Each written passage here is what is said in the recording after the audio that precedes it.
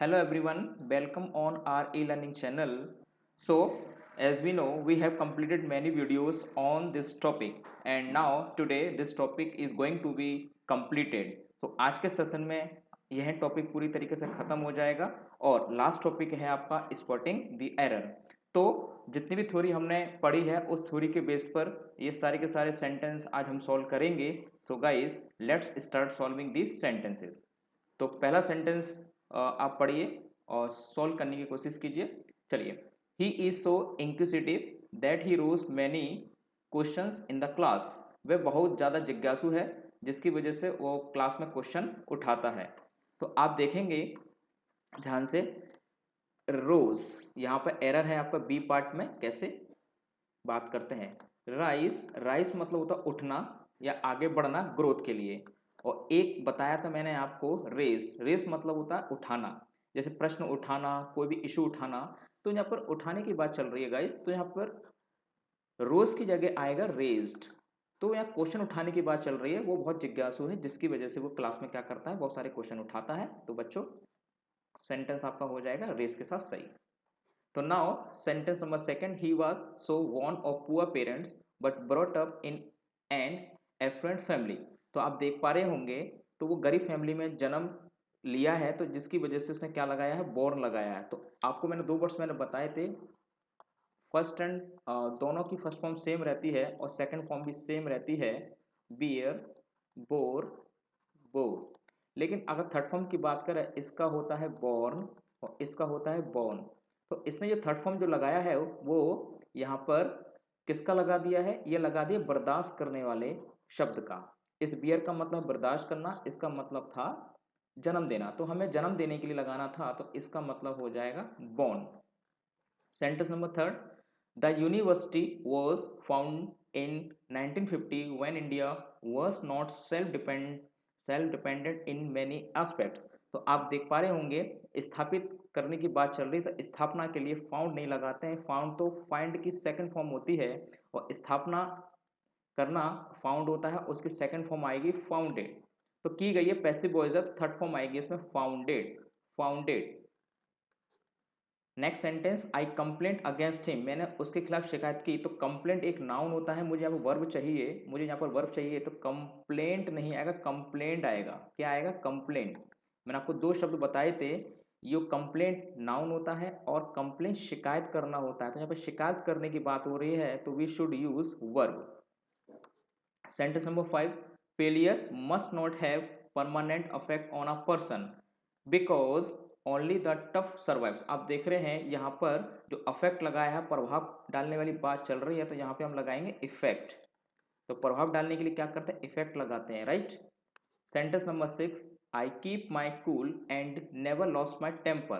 तो आप देखना, आपने देखा था, तो पहला सेंटेंस प्रेजेंट में है, तो दूसरा सेंटेंस में प्रेजेंट में लगेगा, तो लॉस्ट का फर्स्ट फॉर्म क्या रहेगा आपका, लूज। ओके, मैंने कई सारे शब्द बताए थे आपको, एक बताया लूज मतलब खोना, एक मैंने बताया था लॉस मतलब घाटा, और एक मैंने बताया था आपको, और एक बताया था लूज, एडजेक्टिव था ढीला।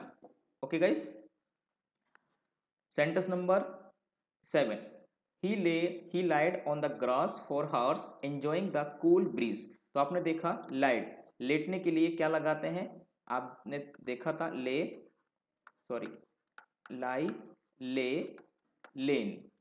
लेटने के लिए क्या लगाते हैं, ले। तो यहाँ पर लाइट नहीं आएगा, यहाँ पर आएगा ले। ये वोकैब वाले सेक्शन में सारे का सारा पढ़ाया है, आप वहाँ पर एक बार चेकआउट करिए, तब आपको और अच्छे से क्लियर हो जाएगा। Next sentence, during the rainy season many rivers overflow their banks. आप देख रहे हैं और आगे दे रखा है and cost many difficulties. Rainy season में रिवर ओवरफ्लो हो चुकी थी और जिसकी वजह से कई सारी समस्या आई थी। तो सेंटेंस पास्ट का है, पास्ट के होने की वजह से यहाँ पर ओवरफ्लो नहीं आएगा, ओवरफ्लोड, यानी थर्ड यहाँ पर सेकंड फॉर्म आएगा, पास्ट फॉर्म आएगी overflowed, overflowed. We should use second form because the incident belongs to the past tense. Next, he lay his luggage aside and lay down to rest for a while। आपने देखा lay second form होती है लेन और third form होती है लेन, यानी रखना, रखने के लिए क्या लगाते हैं, ले, लेन। तो आपने देखा यहाँ पर जो सेंटेंस की बात चल रही है, यहाँ पर रखने की बात चल रही है, तो क्या हो जाएगा, यहाँ पर ले की जगह लेन हो जाएगा, ठीक है ना। Aside and lay down to the rest, और रेस्ट करने के लिए बिल्कुल ठीक है, तो यहाँ पे क्या लगाएगा, लेन आएगा रखने के लिए। When calamity fell the village, they faced it bravely। तो ध्यान से देखेंगे, यहाँ पर फेल का मतलब होता है गिरना, या फेल का मतलब गिरना। जब भी कोई विपत्ति आती है तो विपत्ति आने के लिए लगाते हैं बी फेल, बी फॉल लगाएंगे, सेकंड फॉर्म हो जाएगा बी फेल, और थर्ड फॉर्म हो जाएगी be fallen, be fallen, be fallen, ठीक है guys.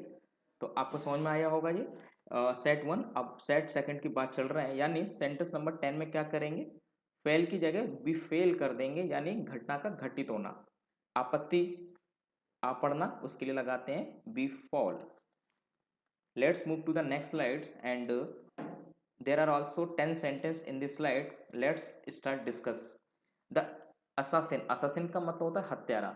the assassin was convicted and ordered to be hanged। आपने देखा था, ये hang मतलब लटकाना होता है, और यहाँ पर फांसी लगाने की बात की जा रही है, तो क्या हो जाएगा, इसका हो जाएगा hanged। मैंने आपको दो बार वो बताई थी, फर्स्ट फॉर्म, और इसका भी फर्स्ट फॉर्म सेम थी, हैंग, हंग, हंग। इसका मतलब था लटकाना, कपड़े वगैरह लटकाते हैं हैंगर पर, और ये था आपका हैंग्ड, हैंग्ड, हैंग्ड, हैंग्ड। तो इसका था फांसी लगाना, इसका अर्थ था फांसी लगाना। So guys, the sentence will be corrected by putting hanged in place of hung, right।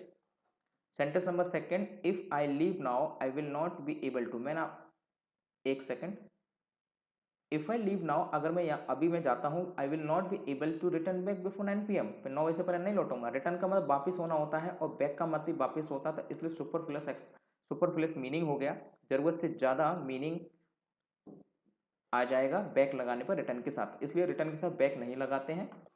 Next, when the company offered him a purse on his retirement, जब कंपनी ने उसके बर्थडे पर एक पर्स दिया, he refuse to agree it, उसके agree नहीं आएगा, accept आएगा।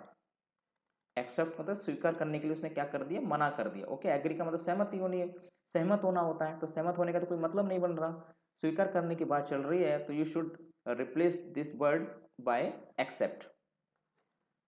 The timid creature was driven, the timid creature was driven into a narrow lane where it was slew by the kidnapper. Slew का मतलब होता है कोई चीज धसी होना, गड्ढे में जाना, लेकिन यहाँ पर बात हो रही है हत्या करने की, तो कत्ल करने के लिए मैंने आपको बताया था स्ले, सेकंड फॉर्म था स्लेन, और third form will be slain. So you should put third form because this sentence was in the passive voice, in the passive voice we always use V three, तो क्या करेंगे आप, slain लगाइए, right. चलिए बात करते हैं next sentence, being implicated in a murder case, यानी मर्डर केस में इम्प्लीकेशन होने के बावजूद, यानी बहुत ज्यादा जटिलता होने के बावजूद, he was conclusively suspected. Conclusively का मतलब समझते हैं, कंक्लूसिव का मतलब होता है, कंक्लूसिवली का मतलब होता है कि किसी भी मत पर आ जाना, ठीक है, फाइनली डिसीजन पर आ जाना, और यहाँ पर सस्पेक्टेड लगा रहा है, तो यहाँ पे एक नेगेटिव मीनिंग है, ये पॉजिटिव मीनिंग है। नेगेटिव क्यों कह रहे हैं, क्योंकि अभी सस्पेंशन है, कोई बात अभी पक्की नहीं हुई है, लेकिन कंक्लूसिवली का मतलब तो कोई चीज कंफर्म हो गई है, तो कंक्लूसिव के हिसाब से क्या होगा, यहाँ पर कोई सस्पेक्टेड नहीं आएगा, यहाँ पर एरर हो जाएगा आपका बी पार्ट में। Okay, my brother thinks that somebody must have dared him steal the scooter। तो ध्यान से देखेंगे, मेरे ब्रदर को लगता है कि somebody must have dared, कोई इसकी हिम्मत नहीं करेगा उसके स्कूटर चुराने की। अब यहाँ पर डेयर मेन वर्ब का काम कर रहा है, जब भी दूसरी वर्ब आती है तो वो इन्फिनेटिव में आती है, मैंने आपको चिल्ला चिल्ला के बताया था, जब भी मेन वर्ब के बाद दूसरी यानी फाइनेट वर्ब के बाद नॉन फाइनेट वर्ब आएगी, या तो इन्फिनेटिव जेरेंट पार्टिसिपल फॉर्म में होती है, तो इस तरह हम क्या करेंगे, इन्फिनेटिव का पार्ट लगाएंगे, यानी टू प्लस वर्ब की फर्स्ट फॉर्म का यूज करेंगे।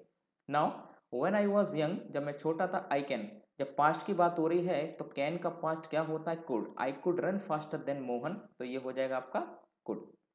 Harish need not, Harish needs not come here as it is getting dark. तो ध्यान से देखिएगा, नीड का प्रयोग यहाँ पर हेल्पिंग वर्ब की तरह होता है, और हेल्पिंग वर्ब कभी भी एस नहीं लेती है, तो इसलिए यहाँ पर एस नहीं लगेगा, Harish need not come here, तो ए वाले पार्ट में गलती है। He dare not to go to, अब डेयर यहाँ पे हेल्पिंग वर्ब का काम कर रहा है, क्योंकि नॉट लगा है, और नॉट लगा है इसका मतलब ये हेल्पिंग वर्ब हो, और हेल्पिंग वर्ब के साथ कभी मेन वर्ब में टू नहीं आएगा, यानी जेरेंट फॉर्म नहीं आएगी, ना इन्फिनेटिव आएगी, केवल फाइनेट वर्ब आएगी, तो यानी टू नहीं लगाएंगे इधर, केवल गो आएगा। I used to play hockey when I was 10 years old, जब मैं 10 साल का था क्रिकेट हॉकी खेला करता था। तो यूज टू खेला करता था, यहाँ पे क्या हो जाएगा यूज्ड टू। जब भी कोई पास्ट की हैबिट होती है तो we use used to. Okay okay next, in the set 3 what has been given, let's check it out. अब सेट 3 में बात करते हैं, a soldier could fight for his country and save his country's honour. एक soldiers को अपने देश के लिए लड़ सकता था, मतलब कुड नहीं आएगा, मस्ट। मस्ट का मतलब क्या होता है, मोरल ऑब्लिगेशन की बात करते हैं, यानी नैतिक बाध्यता की बात करते हैं, तो उसके लिए हमेशा मस्ट लगाते हैं, ऑब्लिगेशन। ओके, तो एक सोल्जर्स को अपने देश के लिए लड़ना चाहिए और अपने ऑनर को बचाना चाहिए, अवश्य ही बचाना चाहिए, सम्मान को बचाना चाहिए। Sentence number second, I would rather die than back, तो ये देन नहीं आएगा, THAN देन का पेयर बनता है रादर के साथ, तो देन लगेगा। रन फास्ट लेस्ट, लेस के साथ वुड विल नहीं आएगा, लेस के साथ शुड आएगा या प्रेजेंट इंडेफिनेट आएगा। ही होप दैट, उसने आशा की थी कि सेंटेंस पास्ट में है तो विल नहीं आएगा, विल का क्या हो जाएगा, पास्ट वुड हो जाएगा।